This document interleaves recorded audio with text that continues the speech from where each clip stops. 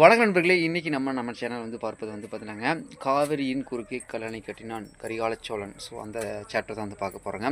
So ஒரு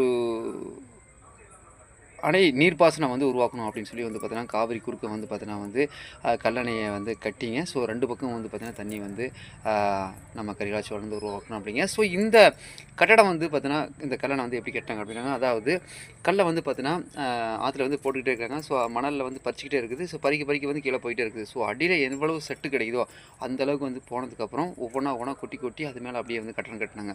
so இதுதான் வந்து பார்த்தீங்கன்னா, இன்றைய காலத்தில் இவ்வளோ ஸ்ட்ராங்காக வந்து இன்னும் வந்து இருக்கிறதுக்கான மிக முக்கிய காரணம். எத்தனையோ வெள்ளம், எத்தனையோ வெள்ளச்சேதங்கள் மற்றும் புயல் அதில் நிறைய வந்துருச்சுங்க. பட் இருந்தாலும் வந்து நிலநடுக்கம் கூட வந்திருக்குது.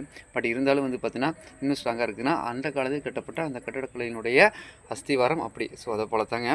ஸோ இன்றைக்கெல்லாம் பாலங்கிற பேரில் வந்து கட்டுறாங்க. பட் சீக்கிரமாக வந்து இடிஞ்சு போயிடுது. பட் அன்றைய காலத்தில் அப்படி அழகாக கட்டினார்.